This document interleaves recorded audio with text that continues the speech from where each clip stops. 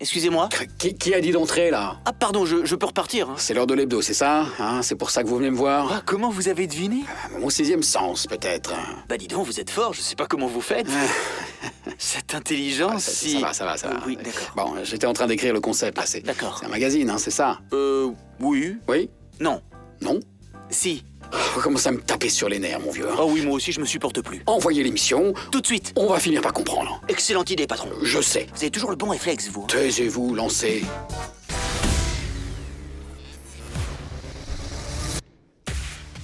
Bonjour, bienvenue dans l'Hebdo, votre magazine dans la vie réelle et virtuelle. Cette semaine, le réel et le virtuel seront sur le fil du rasoir, un petit objet qui a transformé nos vies, qui rythme notre quotidien, sur lequel nous passons nos journées, sans qui nous ne pouvons plus faire quoi que ce soit. Du coup, dans la vie réelle, nous sommes de moins en moins présents.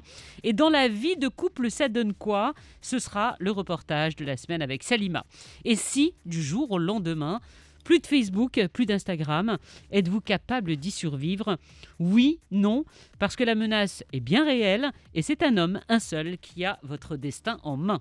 La vie réelle, nous y reviendrons bien sûr un peu obligés avec la mauvaise nouvelle de la semaine, c'est le prix à la pompe qui nous pompe vraiment le moral. La bonne nouvelle, c'est la victoire du Sénégal, sacré pour la première fois champion d'Afrique. Une victoire célébrée comme elle se doit chez nous. Beaucoup de Marocains s'y sont associés et ont fait la fête et ça fait du bien. Et justement, nous en parlerons avec notre invité. Il est sénégalais, vit au Maroc depuis de nombreuses années et il a un parcours des plus étonnants, vous verrez. Il vient de créer une agence de mannequins à Casablanca. L'hebdo, c'est parti. Installez-vous, c'est parti pour 1 heure d'actu. Mais c'est pas un journal, on est d'accord. C'est l'Hebdo sur Radio 2M.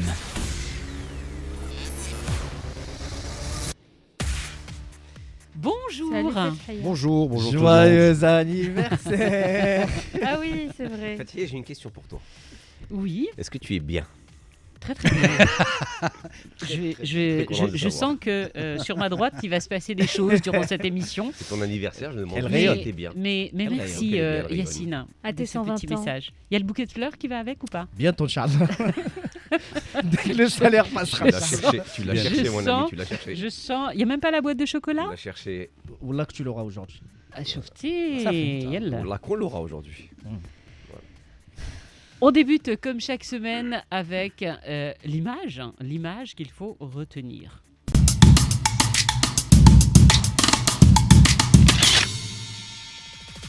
Je vous le dis clairement, nous avons besoin d'un psy de toute urgence. Le monde va le mal, nous sommes frappés par l'indifférence. Nous sommes devenus totalement obnubilés par le nombre de vues sur nos images, les vidéos que l'on partage. Peu importe les circonstances, le plus important, les chiffres à outrance. Nous sommes capables du pire, filmer avec nos téléphones comme des vampires. La course au like, aux followers, au nombre de vues, et peu importe si nous sommes face à des personnes totalement dépourvues. Nous en sommes arrivés à filmer des drames, à faire des gros plans sur des larmes. C'est à celui qui aura les images les plus trash, les poster vite pour que les autres se les arrachent. Avant de tendre la main, de secourir, de sauver quand c'est encore possible, certains, eux, préfèrent sortir leur téléphone et filmer totalement insensibles.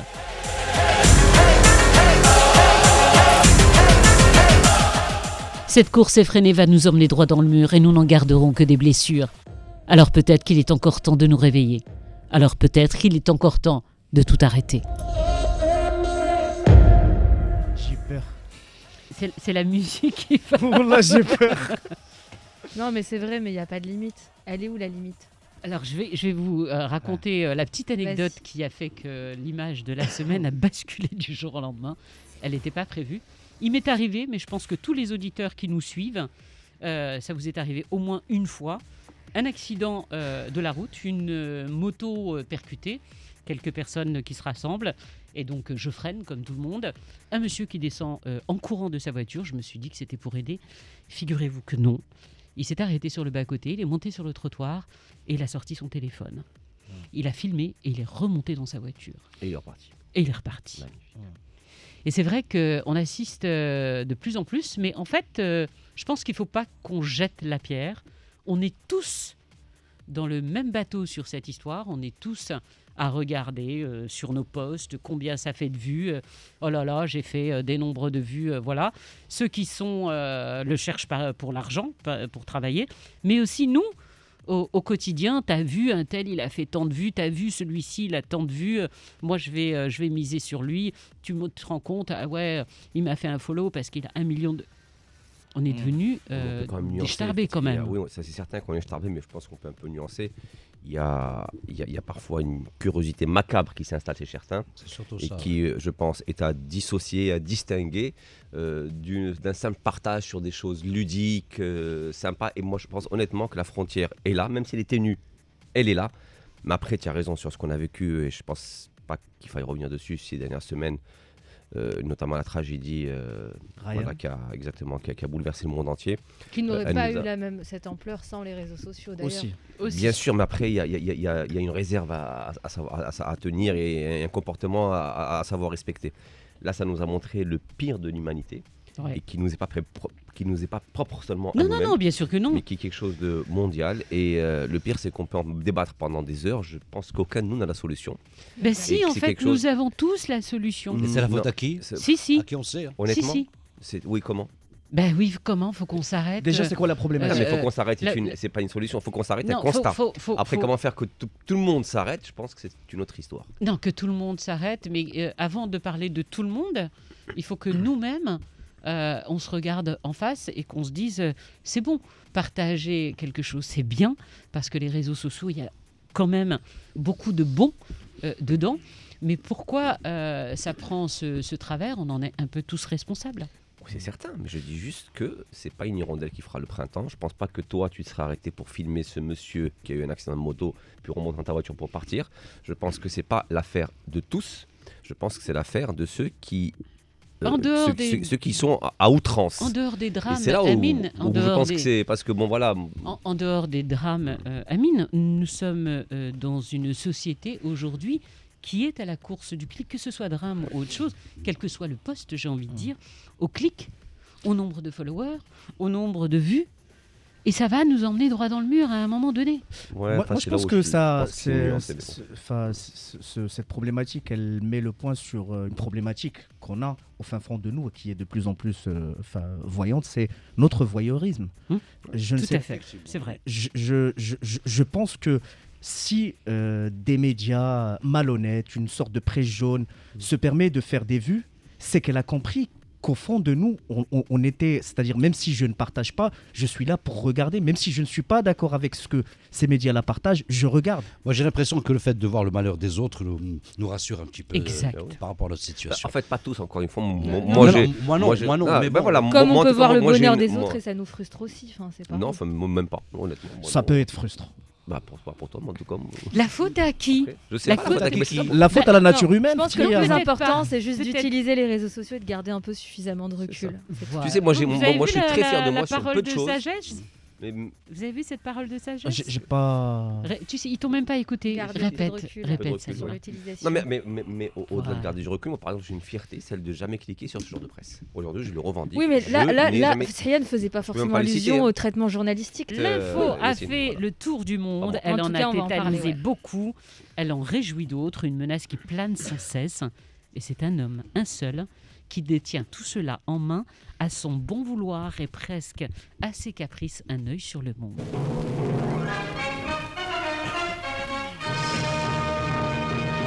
Un œil sur le monde. Eh oui, Fethia, le maître du monde, ou en devenir, menace de fermer Facebook et Instagram. Bonjour tout d'abord et bonjour à toutes celles et ceux qui ont rêvé un jour de supprimer leur compte Instagram. Cette chronique vous est dédiée. La nouvelle est tombée comme un coup près, cinglante, comme un tweet en majuscule de Trump, l'homme qui tweetait plus vite que son ombre. Mark Zuckerberg serait prêt à quitter l'Europe et fermer ses principaux réseaux sociaux à cause des lois sur la vie privée qu'il n'aime alors pas du tout. Il déteste même, vu que ça lui coupe la chic pour profiter à fond les ballons des ciblages publicitaires. Mais imaginez-vous un tout petit peu, si c'était le contraire qui se produisait, que tout le monde décidait de boycotter Facebook, ça serait génial, non ? Alors, je propose de fermer les yeux et d'imaginer à l'instant ce qui se passerait si nous faisions tous ce fameux bye-bye à Marc, ce ciao-ciao à Zuki, ce hasta la vista baby à Facebook. Il est vrai que cette idée de quitter Facebook, c'est pas vraiment quelque chose de nouveau. Du coup, on a le droit de se poser quelques questions. Pourquoi, quand on décide de boycotter les services aux réseaux sociaux, ça ne donne rien et on finit toujours presque par y revenir. Alors, est-ce que ce n'est pas juste qu'on a une sacrée flemme d'aller au bout de nos convictions, ou est-ce que c'est parce qu'on n'a vraiment pas le choix à cause de la puissance de ces réseaux qui sont tellement forts que tout le monde est obligé d'y être pour exister? La solution serait-elle d'éteindre la lumière d'un coup pour tout le monde en même temps? Alors justement, c'est ce que Zucchi a prévu en Europe, mais à la dernière seconde, Facebook a démenti l'info. Finalement, on imagine que ça serait compliqué pour eux de se passer de millions d'utilisateurs, comme les influenceuses par exemple. Alors que deviendrait-elle sans Insta ou Face? Difficile de les imaginer faire la promo de tel ou tel produit en talons aiguilles, arpentant les rues et faire du porte-à-porte. Le bon vieux système, qui marchait bien d'ailleurs, c'était plus humain, plus chaleureux, mais qui pour la majorité d'entre elles s'apparenterait à un retour à l'ère primaire. Mais bon, chacun son époque. Ma maman regrette certainement la sienne, l'époque où elle organisait les après-midi, où elle recevait de jolies demoiselles venues à coups de sourire et de démos la convaincre, elle et ses amis, que la boîte qu'elle a entre ses mains est top aware, comme dirait Jean-Claude Van Damme. Top aware. Je vais nuancer ton propos, mon cher ami. Il faut savoir que. Troisième fois qu'il nuance. Ouais. Il est sur la nuance. Je suis sur la nuance. Il régule, hein. Je pense que c'est le. J'ose pas dire quelque chose de Le plus mot à compliqué. retenir. Vas-y, nuance. Facebook a connu la plus grande perte historique d'une boîte cotée en bourse aux États-Unis suite au fait que des millions de personnes ont abandonné Facebook en 2021. Je crois que c'est 250 milliards de pertes en une seule journée. Oui, je voulais pas rentrer dans ce truc-là, ça aurait bousillé ma chronique. Le concept de Fredo, il l'a vécu. Il l'a vécu. 2018 et 2021. Moi, je voulais féliciter quand même la qualité de l'écriture de mon cher Raphaël. Mais à côté de ça, ça reste un vrai boomer parce que même quand il essaye de te mettre une musique un peu d'influenceur, un truc just, il te met une chanson qui date de 20 ans. Et ça. Ah oui, mais ça collait bien. Mais c'est dans les vieilles casseroles qu'on fait les meilleures soupes, mon cher. C'est le moment de faire entrer notre invité. Il est sénégalais, installé depuis plusieurs années au Maroc. Il a tout fait, ou presque. Un jeune homme qui n'a pas froid aux yeux et qui se lance dans une nouvelle aventure. Je vous prie de bien vouloir accueillir Paco. L'invité.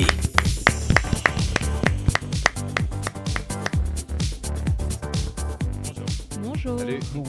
Hyper looké, j'adore. Voilà. Alors là, c'est le moment de vous rappeler que cette émission est filmée et que vous pouvez nous suivre en simultané sur les réseaux sociaux. Comme ça, vous comprendrez le stylé. Bonjour Paco. Je vais vous demander de bien vous mettre devant votre micro. Ouais. Et le gentil Yacine qui est à côté de vous va le tourner correctement et le mettre à votre niveau. Comment ça va? Ça va, super. On est ravis de vous accueillir. Merci beaucoup. Je suis. T'es congolais en fait, non? Il y a tout en fait. Non, pas du tout. Pas forcément. Après, c'est vrai qu'il y a une culture beaucoup plus accentuée au Congo par rapport au reste des autres pays africains. À quel niveau enfin... Les sapeurs.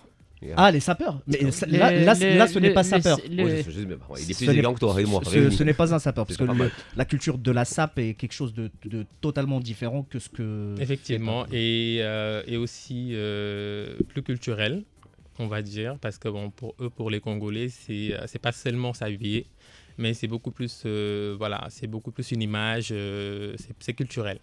C'est quelque chose qui date quand même de très très très longtemps. Alors, juste avant de parler de vous quand même, on va revenir, parce que tous les Sénégalais vivant au Maroc ont la patate, la banane, comme c'est pas permis, c'est pas de la sape, là, c'est vraiment voilà, avec cette belle victoire. Comment vous l'avez célébrée, vous, ici? Alors, c'est vrai que, bon, il faut savoir que c'est la première fois que le Sénégal remporte en fait la CAN. Et ça, pour nous, c'est très très important dans la mesure où ça faisait des années qu'on attendait quand même la coupe. Et on a participé pratiquement à tous les CAN.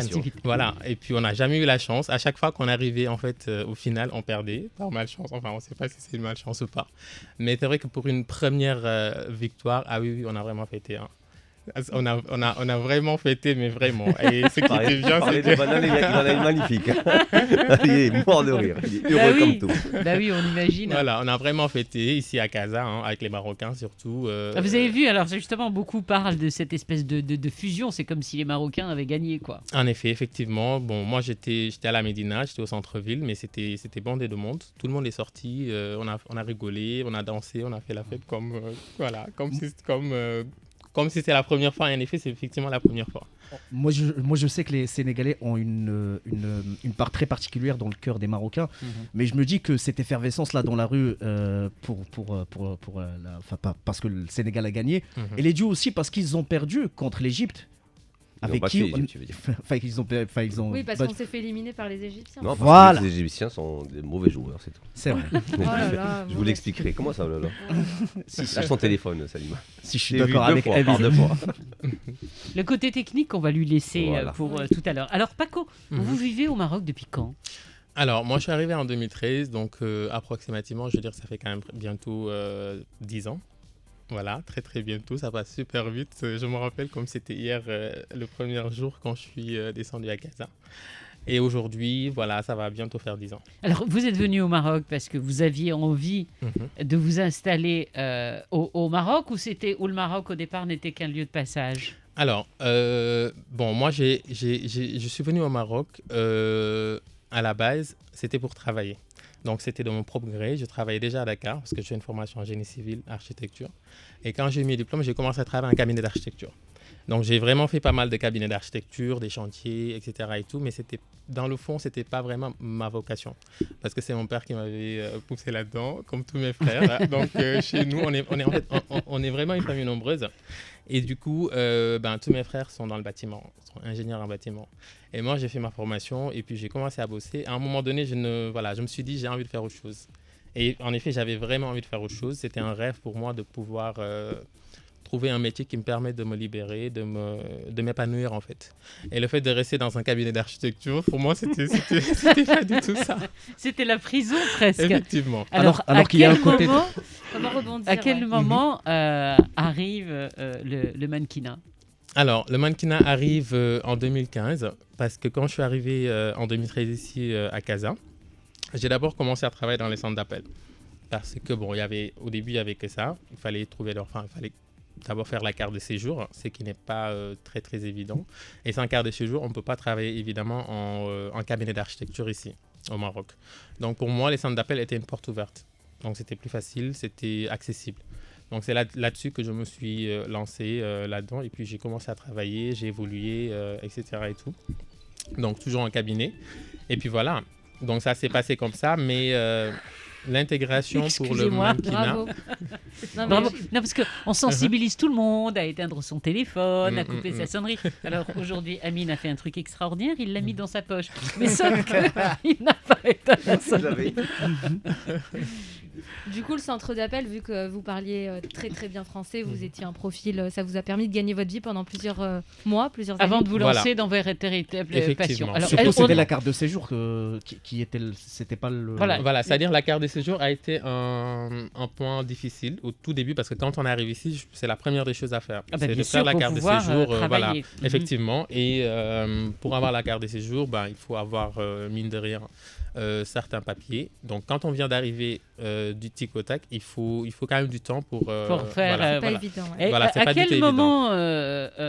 à quel moment, une fois que vous avez votre carte de séjour, les tracas administratifs que l'on connaît tous, on vous appelle pour être mannequin, comment ça se passe ? Alors, à l'époque, en 2015, j'avais un ami, un Camerounais, qui travaille avec moi et qui voulait être photographe professionnel. Donc, il me disait, non, mais tu sais, t'es pas mal, tu devrais te lancer dans le mannequinat et ça serait bien parce que moi aussi, je veux faire photographe. On pourrait travailler ensemble. Donc, moi, je me lance dans la photographie, j'achète un appareil, je te prends en photo et toi, tu fais le mannequin. Et moi, je lui fais, non, mais écoute, c'est compliqué, j'ai pas envie de me lancer là-dedans, je m'y connais pas, je suis pas le bon profil pour toi, en fait, tu devrais chercher un professionnel. Il me dit, non, mais c'est pas une question de professionnel, on va le faire après on va voir ce que ça donne. Donc, c'est comme ça que ça s'est passé, on l'a fait et puis après, il a publié sur ses réseaux. Et là, il avait déjà quelques connaissances des photographes, etc. et tout, qui sont basés ici, que ce soit des Marocains, des Français, aussi des Subsahariens. Et puis, c'est là-dessus que c'est parti. On a commencé à m'appeler, à l'appeler lui pour lui dire est-ce que tu connais ce garçon-là, etc. et tout. Et puis, lui, il disait ah oui, je le connais, c'est un mannequin professionnel. Je suis son manager. Exactement. Excellent. Donc, c'est vraiment parti comme ça. Et vous continuez dans l'aventure parce que vous avez presque trouvé une passion là-dedans. Et en fait, vous avez envie de donner la chance à d'autres puisque vous venez de créer votre propre agence de mannequins. Oui, c'est ça. C'est-à-dire que, après avoir quand même passé, mine de rien, 5-6 ans dans le domaine et avoir fait pas mal de prestations, que ce soit ici, que ce soit ailleurs, à un moment donné, j'ai vu ce qui se passait. Je me disais tout le temps que, vu le nombre de personnes qui venaient vers moi, parce que beaucoup de gens pensaient que... Vous demandez conseil, quoi, en fait. Voilà, c'est ça. C'est-à-dire des jeunes surtout, 16, 17 jusqu'à 25 ans, 30 ans, qui me disaient « Ah oui, mais comment ça se passe ? Je veux participer, je veux faire des tournages, je veux faire des pubs et tout. » Il y en avait vraiment... il y avait une énorme demande. Et vu que, techniquement, je n'avais pas les moyens, parce que pour aider une personne à accéder sur ce milieu-là, il ne suffit pas seulement d'appeler XY, non, il y a beaucoup de... il y a une préparation, un préambule au préalable qui doit se faire. C'est-à-dire il faut se remettre en question, il faut être bien avec soi-même, il faut être en phase avec sa propre personne, avoir confiance en soi. Et à ce moment-là, pouvoir entamer une carrière. Voilà. Ça coûte de l'argent, agences, oui. En effet, ça coûte beaucoup d'argent d'ailleurs. Il y a des agences de mannequins qui existent déjà au Maroc. Quelle sera la différence avec la vôtre ? Est-ce que vous avez choisi d'aller sur une spécificité particulière ? Alors, il faut savoir qu'au Maroc, il n'y a pas beaucoup d'agences, justement, de mannequins. Et pourquoi ? Parce que moi, je me rappelle que quand j'ai débuté, donc comme je vous disais tantôt, moi, j'ai vraiment débuté à l'aide d'un ami qui m'a boosté. Et à partir de là, les boîtes de production ont commencé à me contacter. Mais techniquement, on peut les compter vraiment du bout des doigts. S'il n'y en a vraiment pas. Par exemple, si je prends juste l'exemple des grandes villes comme Casa, Rabat, Agadir, on va dire Tanger, on peut dire qu'il n'y en a presque pas. Et pourtant, c'est les grandes villes. Mais on en trouve, par exemple, à Marrakech. Voilà, à Marrakech, il y a quand même des agences. C'est vrai que c'est pas la même chose parce que c'est... quand on est à Marrakech, à ce moment-là, c'est pour les gens qui habitent à Marrakech, pas forcément, parce que ils recrutent sur tout le territoire. Mais c'est moins évident quand on n'est pas à Marrakech. Mais qu'est-ce que vous vouliez apporter de plus en matière d'accompagnement par rapport aux autres ? Alors, c'est surtout une formation, parce que le problématique de base, c'est la formation. Moi, je l'ai toujours dit. Ici, il y a des écoles de formation, mais ce n'est pas des écoles de mannequins, c'est des écoles de mode, c'est des écoles de stylisme. Mais pour être mannequin, il faut une formation. Il faut une formation de comment se comporter, comment se présenter lors d'un casting, comment tenter sa chance pour un casting et réussir surtout le casting.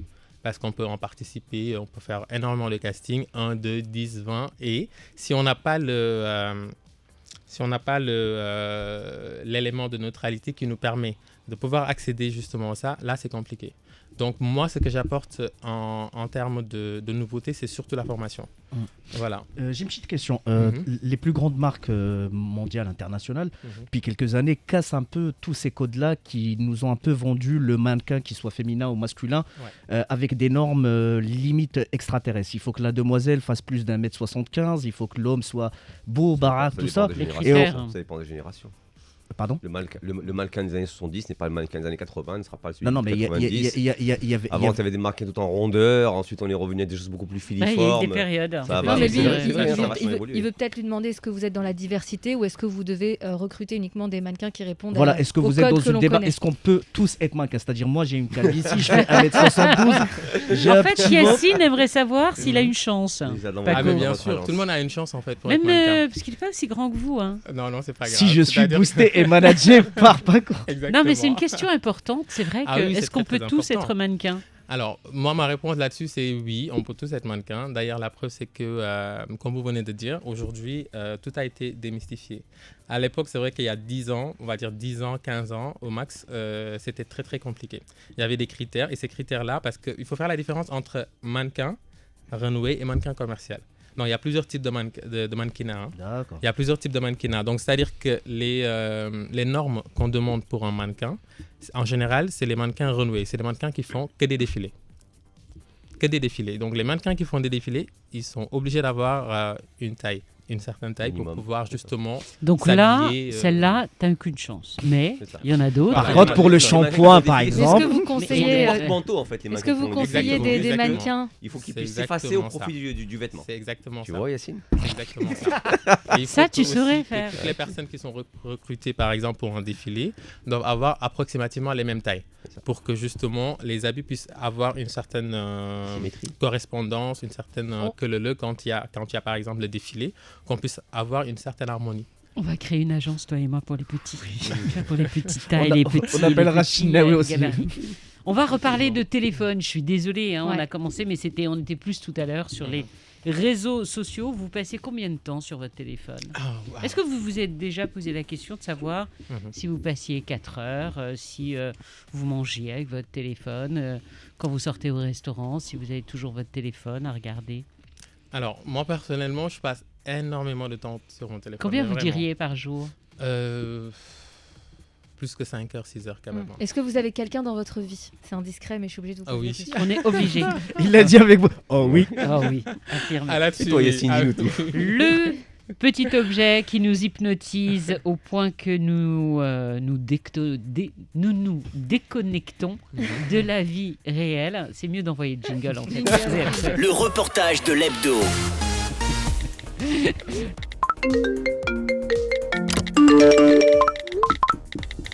Et oui, oui, Trias, c'est pas ton téléphone, c'est Moi c'est un encore le mien. montage. Et c'est ni le téléphone d'Amine, ça aurait pu. Hein. Alors, et oui, les couples à l'épreuve des nouvelles technologies, posez-vous les bonnes questions, chers auditeurs. Le portable nuit-il à la relation, à l'histoire que vous partagez avec votre moitié? Une utilisation excessive, exacerbée par les notifications incessantes envoyées par les multitudes d'applications, sans parler évidemment des réseaux sociaux, ces petits monstres qui n'ont, à mon sens, plus rien de social. Bref, un téléphone devenu objet de conflit. À table, au restaurant, à l'heure du coucher, Amine, pendant ma chronique, il monopolise notre attention. Oui. Et je te jure que je ne l'ai pas écrit, je viens de le rajouter. Il monopolise notre attention. L'improvisation. Surtout que si on revient aux archives, ne serait-ce que les archives d'aujourd'hui, vous verriez que pendant Il- que l'invité a parlé, celle qui C'est avait le vrai. plus sonné sur le téléphone, Il c'était monopolise Saline. notre attention, s'immisce dans nos moments romantiques et interrompt toute conversation. Ajoutez à cela les mails professionnels et on se retrouve parfois à passer la soirée seul, tête baissée sur son téléphone, plutôt qu'à partager une parenthèse en amoureux jusqu'au Oh. soir. Jusqu'au soir. C'est fini. Non mais ça. je la vis cette chronique. Hein. Jusqu'au soir où l'ultimatum tombe. Mon mari est à deux doigts de me quitter. C'est ton Je suis smartphone. en train de lui rappeler que la Saint-Valentin C'est- arrive et qu'il a intérêt à assurer en fait. C'est ton smartphone ou moi. Il nous arrive de mettre le téléphone en mode avion pour pouvoir être à un moment tout seul. Vu qu'elle travaille au téléphone toute la journée, à des moments où j'ai quand même envie de manger tranquille. On vit plus, on sent pas la table d'une vraie famille. Et c'est gênant, et c'est pas poli. Mais là, ça dépasse. Il y a 60 et quelques années, il manipule son téléphone. Hein. Même dans la chambre à coucher, on sent pas qu'on est marié, là, même. Bon, je n'ai trouvé. Il y a 60 Il ans est, de il ça. est excellent. Il est 2000 ans. excellent. Bah, c'est bien. Même dans la chambre à Ah, coucher, mais le en choix fait. aussi des gens, fallait Non, choisir. alors Eh ben, j'aurais pu excellent. trouver. Ouais, Excellent c'est choix. en fait, sur Non, le j'aurais dû téléphone. trouver une femme peut-être, mais bon, peu importe, c'est pas grave. Je vais la faire, la Alors- femme, t'inquiète. Il peut témoigner en Ah direct. oui, oui. Alors, comment se désintoxiquer? Comment sauver son C'est son ça qu'il faut couple nous dire. D'autant plus que les chiffres nous laissent sans voix. Nous passons en moyenne chaque jour plus de 5 heures sur Internet sur nos appareils mobiles. Ouais. Et Fia, je te parle de ce sujet parce que je me sentais quelque part un peu concernée. Regardez, je partage avec vous mon temps d'écran. Alors moi, franchement, je vais être honnête avec vous. Je partage avec vous mon temps d'écran en direct. Non mais j'ai été choquée. 8h29. Mais non. Si. 8h29 minutes par pense- jour sur mon Je iPhone, pense que je ne vais pas regarder, moi. c'est terrible. Alors, regardez, faites le check sur vos smartphones. Alors, après quelques petites recherches, voici les solutions qui s'offrent à moi ou à vous si vous êtes dans la même situation. Ayez une petite conversation de couple sur l'utilisation des smartphones. Fixez des nouvelles règles, des horaires limités. Posez-le par exemple dans une autre pièce pour ne pas céder à la tentation de le déverrouiller toutes les 2 secondes. Supprimez certaines de vos applications pas forcément essentielles, par exemple Candy Crush. Mettez-le sur mode avion. Le temps d'un film, d'un repas, les psychiatres sont catégoriques, il n'y a plus de doute là-dessus. L'utilisation excessive a des conséquences néfastes sur le niveau de satisfaction des couples. Écoutez le docteur Iman Rendili. Alors, le smartphone, c'est en fait le couple à 3 aujourd'hui. On ne peut pas avoir, par exemple, son téléphone à table, on ne peut pas avoir son téléphone dans des moments de discussion. Et le téléphone au lit, quand on se met au lit, est un réel problème. D'ailleurs, il y a une étude qu'on avait publiée avec mon ami le professeur Redouane Rabé sur l'impact du smartphone sur la sexualité des couples, où il y a une baisse d'activité sexuelle et de plaisir ou de recherche de l'autre et de partage, et que la réelle sociabilité ne se fait pas à travers un téléphone, mais elle nécessite un contact visuel, un contact humain. Voilà, donc, et le plus drôle et le plus effrayant, je ne sais pas si ça vous arrive, dites-moi dites-moi, c'est que parfois il arrive d'être sur son téléphone à côté de son conjoint et de le taguer sur une publication. Est-ce que vous le faites ou pas ? Ça, non, je ne fais pas, moi. Alors, voilà. Je ne sais pas si tu as fini parce que j'ai envie de rebondir sur la lettre. J'ai pas fini, vas-y. Alors attends, et évidemment là on parle des couples, mais c'est exactement la même chose entre amis. Il nous arrive d'être 5 personnes autour d'une table et on est tous on tag parce qu'on a envie d'immortaliser le truc. Non mais on est tous sur notre téléphone, c'est terrible et c'est... Enfin moi parfois je parle à mon mari, il ne me calcule pas, il me snob. Et c'est ce qu'on appelle... Non mais c'est vrai, c'est ce qu'on appelle... Ça a un mot. Ça porte un nom, ce phénomène porte un nom. La goujaterie. Le feu... Non, en anglais. La haine. Bon, vous allez m'écouter. Faites pas genre, je suis la seule. Non, mais... Ah, moi, je suis tout seul. On confirme à un point. Ça s'appelle le phubbing, la combinaison entre téléphone en anglais et snubbing, snobber, bref, le nouvel ennemi des relations. Alors, mesdames, messieurs, cap ou pas cap de passer la Saint-Valentin ce lundi soir sans téléphone ? Paco, le premier qui répond. Laisse-moi t'aimer. Non, pas du Maïban. Magnifique chronique, la merde. Je me suis réveillée aujourd'hui. Ma femme pourrait non. Je Très vais belle. répondre. Non, si tu permets, notre invité d'abord. Cap ou pas cap ? Alors, cap, évidemment, parce que bon... Cap, une journée ? Faites gaffe parce qu'on va vous mettre une caméra qui va vous filmer, qui va vous surveiller. Alors moi je suis très... je laisse souvent tomber mon téléphone assez souvent. Donc souvent j'ai le téléphone qui se casse, etc. ou qui ne marche pas pendant 2 jours, etc. Donc j'ai l'habitude de ça. Donc me retrouver sans téléphone pendant une journée, il n'y a pas de souci. Je suis prêt à le faire. Cap ou pas cap, hein. Chers auditeurs, ma chère Selima, si votre conjoint ou votre conjointe vous délaisse parce que c'est le téléphone, ça veut dire qu'il y a un problème au sein de votre couple. Parce que s'il n'y avait pas le téléphone, excuse-moi, je vais te dire un truc. Alors non. Non mais attends, mais qu'est-ce que tu dis ? Mais pas du tout, mais pas du tout. Je peux finir ma réflexion. Non, tu peux pas finir. Alors, Bien sûr que oui, tu portes des accusations. Oui, effectivement. Tu dis que je suis malheureux. Ce n'est pas possible. Tu dis que je suis malheureuse dans maintenant. On dit pas qu'on est malheureux. Non. Mettez-le face à ça, bêtise. Alors laissez-moi juste finir ma réflexion. Après, jetez-moi tout ce que vous voulez comme... il n'y aurait pas le téléphone, le conjoint, s'il n'a pas envie de créer une interaction avec vous, je finis ma réflexion s'il vous plaît, il serait sur un jeu vidéo, sinon il serait en train de faire du sport, sinon il serait au café avec ses potes. Chauffe, quand on a envie de passer du temps avec quelqu'un et on passe du temps qui est le taf, qui est le téléphone, faut pas mettre ça sur le dos du téléphone. Le téléphone n'est qu'un outil qui exprime en fait le mal-être d'un couple. Alors c'est exactement ce pas qu'on va être d'accord avec moi. C'est exactement ce que vient d'expliquer la psychiatre. Tu dis que je suis malheureuse dans mon couple ? Attends. Non, mais attends. Elle est enceinte. Elle est enceinte. Non, c'est vrai que parfois, il peut y avoir un problème sous-jacent, on est d'accord. Mais aujourd'hui, ce qu'explique notre chère Imen, c'est qu'elle dit que le téléphone est tellement présent que même un couple heureux... Attends, regarde, moi, regarde, les deux femmes vont s'exprimer parce que ça n'a rien à voir avec ce que tu dis. Moi, je suis une catastrophe ambulante avec le téléphone. À quel niveau ? Je suis tout le temps sur mon téléphone. Okay. Voilà, c'est pour le boulot, c'est vrai.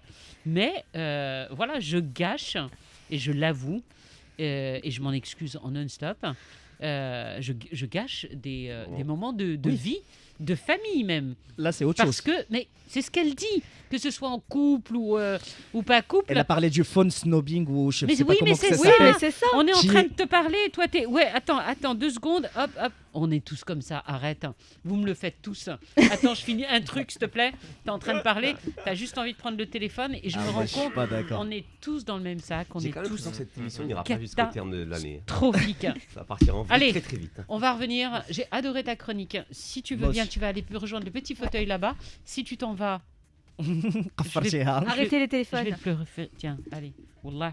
On va faire un grand retour à la vie bien réelle, rien à voir avec ni les réseaux sociaux, ni la mode, ni le téléphone, avec le prix à la pompe qui ne cesse de grimper, les automobilistes qui voient rouge en début de semaine.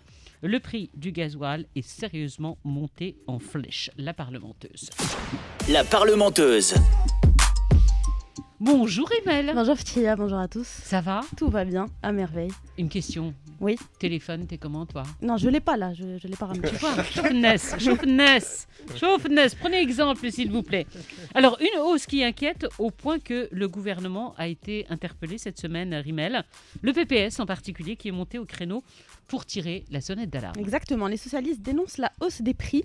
Ils estiment que le gouvernement doit intervenir pour contrôler les prix du carburant. Donc ils évoquent de graves répercussions sur le pouvoir d'achat des citoyens, ainsi que sur les conditions des entreprises nationales. Le parti a proposé au gouvernement d'utiliser ses pouvoirs et ses capacités afin d'intervenir efficacement pour contrôler les prix des carburants. Donc ça, c'est ce que dit le communiqué. En fait, ils incitent donc le gouvernement à prendre des mesures pour atténuer les effets sur les automobilistes marocains. Bien évidemment, et sur le portefeuille, le porte-monnaie de tout le monde.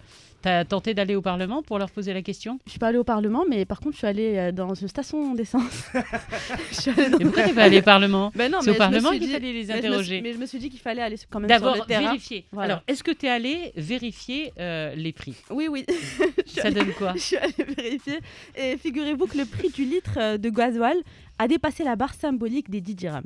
Ça a grimpé jusqu'à 10 dirhams 84 centimes le litre. Quant au prix de l'essence, il a dépassé les 12 dirhams pour monter à 12 dirhams 51 dans certaines stations. En gros, c'est des niveaux de prix jamais atteints au Maroc. Il faut savoir qu'à la même époque l'année dernière, le litre du diesel était servi à une moyenne de 8 dirhams 70. En une année, donc, le tarif du litre... Mais c'est énorme. Le tarif du litre a augmenté. Je l'ai bien senti. Hein. Non, mais Est-ce que tu as posé la question, savoir un petit peu comment le vivaient les Marocains, cette hausse? Oui, j'ai posé la question et j'ai une très très mauvaise nouvelle pour les automobilistes parce que ces prix vont encore augmenter. Et je veux bien qu'on écoute déjà un extrait de la réaction des Marocains face à l'augmentation des prix et on en parle juste après. بالنسبة لأسعار المحروقات وارتفعت بشكل خيالي ورقم قياسي وراه تنقولوا بأن راه خص الحكومة ترجع لصندوق المقاصة باش يرجع للدعم للمحروقات والغازوال. بالنسبه للحروقات صراحه الناس مقهورين يعني غدا المحروقات غدو كترتفع يعني الناس الله يحسن لهم هادشي يعني الناس مابقاش كتحمل يعني الزياده راه الناس مقهورين في الحقيقه الناس مقهورين وكنتمنوا ان شاء الله في هذه الحكومه الجديده هذه راه مازال كنتظروا منها بزاف ديال الحوايج يعني باش تنقص وهي غدا كترتفع.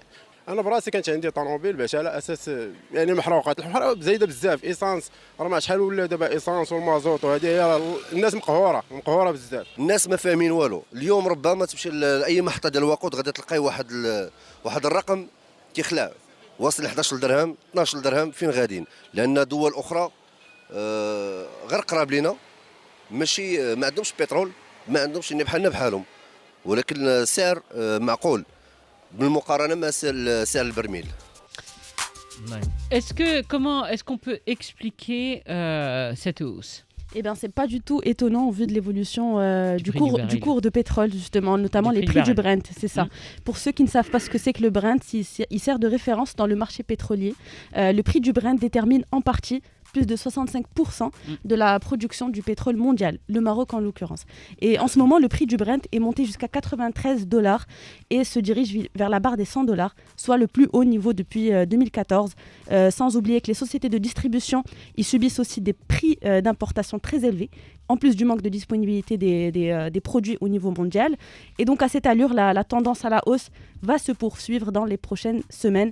En tout cas, il faut que le gouvernement d'Akhnouch intervienne. Pour l'instant, il n'y a pas eu de sortie médiatique à ce sujet.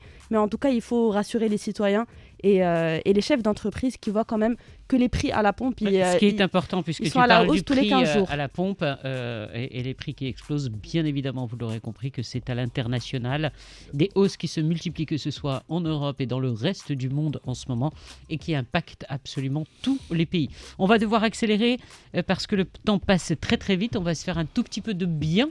On va parler de football. Quoi, j'espère qu'il n'y a pas trop de polémique en tout cas. Il n'y a rien, ça joue. Amine, sur le terrain! Y a rien, ça joue.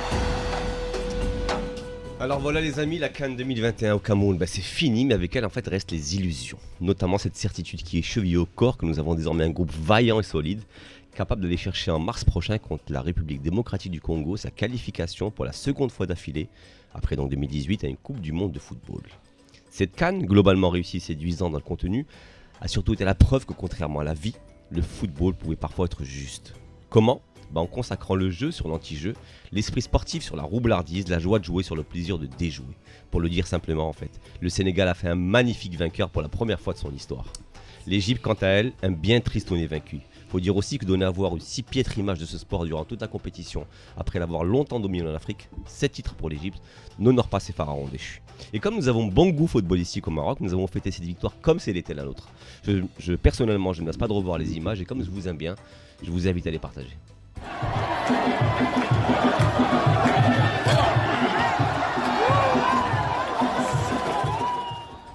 Le Sénégal a donc remporté la CAN 2021 et honoré son peuple et ses légendes parties trop tôt. Le Sénégal a gagné pour Papé Bouba Diop, pour Papé Diouf, pour Djibril Alioune Diptigué et pour tant d'autres encore.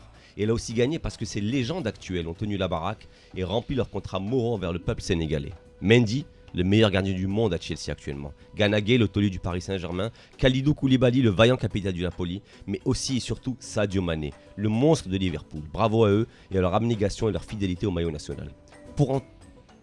Pourra-t-on en dire autant des nôtres ? Pour la plupart, certainement. Pour le plus talentueux d'entre eux, définitivement pas.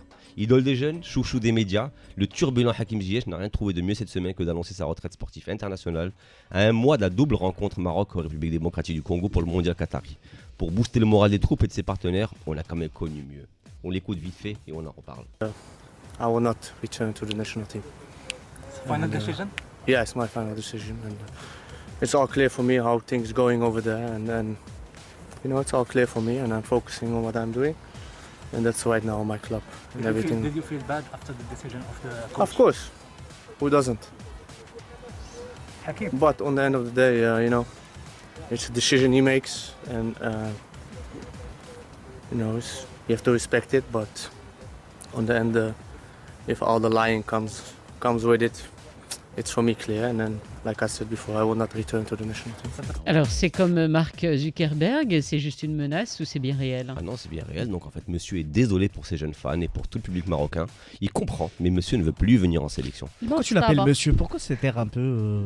Je l'appelle comme je veux déjà, c'est pas insultant, monsieur. Tu aurais préféré que je dise madame ? Non, Hakim. Parce que j'ai dit Hakim Ziyech plusieurs fois, monsieur, ça sonne parce qu'il n'est pas d'accord avec ça. Ah bah du tout. Mais il fait ce qu'il veut, c'est sa chronique, c'est son moment. Vu qu'on peut plus dire le lion de l'Atlas, du coup c'est monsieur. Exactement, le lionceau, c'est monsieur exactement. Non, c'est respectueux, je trouve, monsieur. Très largement.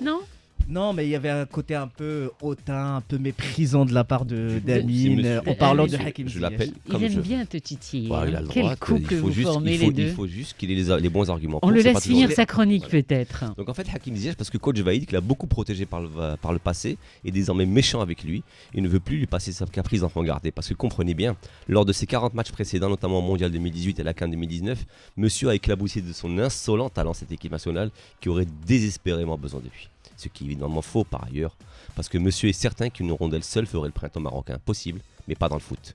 Une sélection nationale est avant tout une communion d'âmes, avant d'être une compilation de talents. Et le Sénégal en a été la plus belle preuve au Cameroun. Ziyech, avec son talent, a eu l'opportunité de devenir une légende de son pays, comme l'ont été avant lui Basser Nebeti Bembark, de ceux qu'on honore lors des grandes victoires. Il ne restera pour moi qu'un bon joueur de ballon qui rejoindra vite un casier banal de l'histoire. C'est dommage pour lui, surtout. J'avais envie de prendre mon téléphone et de dire vive ta Hamza, de me trouver Brel avec ces gens-là, messieurs. Mais j'ai pas eu le. Je peux la refaire si tu veux. Et te laisser le temps. Non, on va peut-être la rajouter. Moi, j'ai envie très rapidement juste pas de défendre Hakim Ziyech, mais d'essayer juste un peu de comprendre aussi. C'est un être humain. À chaque conférence de presse liée à l'équipe nationale, à des sorties médiatiques de Vahid, on lui tape dessus, on lui fait comprendre qu'il ne reviendra pas. Eh ben, je suis désolé, il a tout à fait raison de se consacrer si on ne lui fait pas miroiter un futur retour à l'équipe nationale. Concentre-toi, mon frère. Hakim Ziyech, tu as tout à fait raison. Il aurait dû se calmer parce que, je sais pas, on va prendre le cas de Benzema par exemple. Pour moi, l'exemple tout bête, Karim Benzema, il n'a pas joué pour l'équipe nationale de France pendant 5 ans. Et il avait même pas 1%, 0,000 de chance de pouvoir être reconvoqué un jour. Moi, je suis pas d'accord avec le retour de Karim Benzema. Il n'a jamais fait de sortie médiatique, il n'a jamais pris sa retraite internationale, il a attendu et il a fait des sorties médiatiques pour dire je veux revenir, c'est pire. Voilà. Donc, comme on dit en arabe, il a baissé ses balles. Exactement. Il a attendu, ils l'ont appelé. Qu'est-ce qui t'arrive? Mais tout à l'heure j'ai parlé des groupies et des fans chez les ados, c'est lui la groupie, la fan de l'ado. Ouais, ben oui. C'est lui la groupie. Là que je regarde même on pas en les matchs de revient foot. à vous, Paco, parce que ça va être bientôt la fin de cette émission, parce que du coup, je vais virer la pépite de Yacine Tabouktir pour le punir un tout petit peu. Comment ça va s'appeler votre future agence? Votre agence, excusez-moi, puisqu'elle est déjà créée. Ouais, comment elle s'appelle? L'agence s'appelle Culte. Alors, Culte comme culture. À la base, j'ai créé d'abord une société qui s'appelle Werbut, qui signifie œil blanche, qui en fait c'est un terme wolof. Un terme wolof qui signifie une personne qui est très malchanceuse et qui tout ce qui arrive on dit ah oui c'est de ta faute, c'est de sa faute, etc. et tout. Donc ça veut dire une personne qui est Werbut, une personne qui a l'œil blanche, qui tous les malheurs lui tombent dessus. Alors, j'ai choisi ce nom-là parce que je trouvais ça un petit peu original quand même, Werbut. Mais de base, en fait, Culte, c'est un dérivé de la société Werbut. Vous savez, Yacine, en dehors de sa passion pour le mannequinat, il faudra faire quelque chose pour lui, s'il vous plaît. Non. Appelez-le, je sais pas, faites quelque chose. En dehors de sa future carrière, probable carrière, on referme l'hebdo toujours en musique, et je crois qu'il avait envie de vous faire un joli petit clin d'œil cette semaine. C'est la pépite de Yacine Tabouktirt. Radio 2M, la pépite de Yacine Tabouktirt. Je le dis haut et fort, messieurs, dames, Allah yakhlif ala 12e. Ben oui, à part le salaire, le cadre extraordinaire ainsi que la bonne ambiance au sein de la chaîne, 2M nous permettait à l'époque des déplacements dans le cadre d'événements qui étaient souvent des moments unique, empli de rencontres humaines et professionnelles. Festival international du film de Marrakech, Festival des Saouira, Salon du Cheval à El Jadida, ainsi qu'une multitude d'événements que j'ai pu couvrir durant ces 4 ans au sein de Radio 2M. Mais s'il y avait un seul voyage à citer, ça serait le dernier, celui avant la fin du monde en février 2020, pour la couverture de l'Afrique du Rire, un événement magique initié par Wallace, l'humoriste marocain, ayant grandi en Côte d'Ivoire. Et au Jringoulekoum, j'ai pu voyager dans une vingtaine de pays auparavant, mais je n'avais jamais eu la chance de descendre plus bas que Derla. Et on commence par quoi? Le Sénégal. Nangadef, Banji Ferek, alhamdoulilah. Désolé pour l'accent, mais le cœur. Pas mal. L'accent d'un Pakistanais qui essaie de parler en sénégalais. Ambiance magique, l'impression d'être dans un rêve. Un rêve qui se concrétise pour moi, et je peux le dire sans aucun doute possible. C'est une chance d'être né sénégalais. Et la raison ne se résume pas au fait que les Sénégalais soient beaux, gentils et respectueux. Non. C'est aussi et surtout parce que c'est un des peuples les plus mélomanes qui puissent exister. La musique enveloppe la culture sénégalaise et emballe le cœur de tous ceux qui croisent les Sénégalais.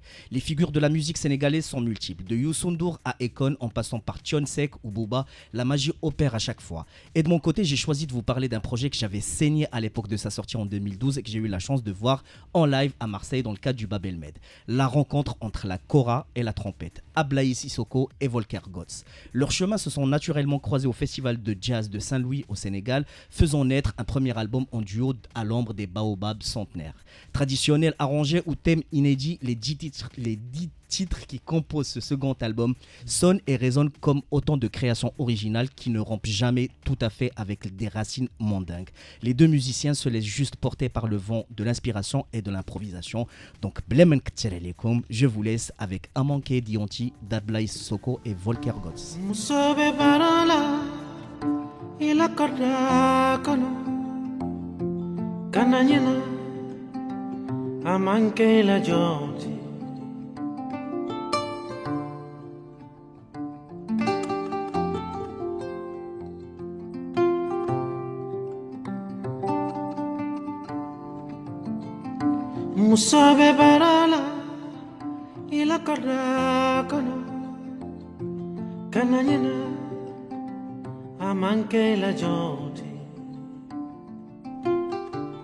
Yacine est vraiment ce qu'il est fourbe, de mauvaise foi, tout ce que vous voulez, mais quel talent pour trouver des pépites quand même. Pour trouver les morceaux. Je suis genoulé. Vous connaissez, bien évidemment, j'imagine, Paco, Ablaye Sissoko? Non. Malheureusement, peut-être pas personnellement, mais en tout cas sa musique. Ah oui, bien sûr, j'ai déjà beaucoup entendu sa musique. C'est vrai que la musique africaine, en général, a été pendant très très longtemps mal comprise. Par le fait de sa tradition, de ses instruments surtout. Je veux bien qu'on laisse la musique en fond, Hamza. Voilà, très très fort, un rythme très très accentué, etc. Et tout. Donc du coup, pendant de super longues années, la musique africaine a été très très mal comprise. Mais aujourd'hui, heureusement, voilà, il y a des gens justement comme vous qui mettaient l'accent sur justement le kora, sur le tam-tam, certains instruments qui aujourd'hui a été prouvé que c'est des instruments vraiment très très musicaux tout simplement, et que de plus en plus de personnes s'intéressent à la musique africaine. Qui voyagent au Brésil, on parle beaucoup de la musique africaine aussi, un peu partout. En plus, cet artiste, si je ne dis pas de bêtises, est originaire aussi d'une famille de griots. Exactement, la tradition. La tradition extraordinaire. Il peut deux mots, puisqu'on a encore un tout petit peu de temps, partager avec nos auditeurs ce qu'est qu'un griot, parce que c'est des poètes, des conteurs. Alors, voilà, en fait, un griot, c'est un musicien, c'est un chanteur qui chante les louanges d'une famille ou d'une personne. Par exemple, j'ai un ami qui fait du bien avec moi, qui m'a toujours soutenu, etc. Et tout. Donc moi, en tant que chanteur, je vais le chanter. Je vais faire une chanson pour cet ami-là, pour pouvoir justement parler de ce qui est bien, quoi. En fait, un griot, c'est ça. C'est pour chanter les louanges. Mais aujourd'hui, avec le temps... Et souvent, ça se transmet. Ces deux familles, c'est une tradition c'est très, très, familiale. Sauf dans le cas d'un des plus grands chanteurs africains, qui est Salif Keita, qui vient normalement d'une famille de notables. Et normalement, en fait, c'est comme des castes un peu sociales. Enfin, on ne se mélange pas trop. Contrairement à Oumou Sangaré, par exemple, ou Fatoumata Diawara, c'est vraiment une tradition familiale. Même comme Youssou N'Dour, comme John Seck que vous avez cité tout à l'heure. Donc, entre le Mali et le Sénégal, il faut savoir que c'est deux peuples qui, à la base, étaient un seul pays au début, il y a très très très longtemps. Et aujourd'hui, avec la séparation, avec la colonisation, on a vu que en fait, les racines sont restées les mêmes. Par exemple, au Mali, on trouve aussi des griots. Chez nous, on trouve aussi des griots. En Guinée, on trouve des griots. Et les griots, ils font partie du cercle, du cercle traditionnel en fait, parce que c'est très très traditionnel. C'est eux qu'on retrouve dans les baptêmes, dans les mariages, dans tous les événements. C'est eux qui vont venir chanter et c'est eux qui font la musique traditionnelle. Et après tout ce que vous avez fait, vous avez raconté les centres d'appel, lancer et faire découvrir la cuisine sénégalaise au Maroc, le mannequinat. Peut-être un jour chanteur, non ? Pourquoi pas ? Moi, la musique a toujours été mon rêve de base. Je sais pas, je sens un truc. Je sens un truc. Ouais. Pourquoi pas ? En tout cas, merci vraiment d'avoir participé avec nous à l'hebdo. C'est moi qui vous remercie. Revenez nous voir très très vite. Avec plaisir. Un grand merci à tout le monde de nous avoir suivis. Merci à Hamza à la réalisation. Un grand merci à notre chef de prod, Oumaima. Et puis sans oublier, bien évidemment, Smaïl, grâce à qui vous pouvez nous voir en images. Au revoir. À bientôt, semaine prochaine.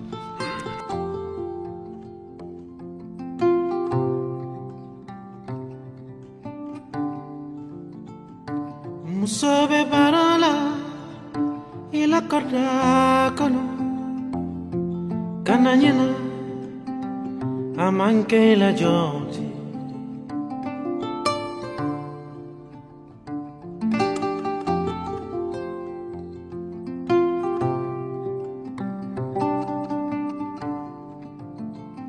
Musobe barala ila korda kono kananyena amanke la joti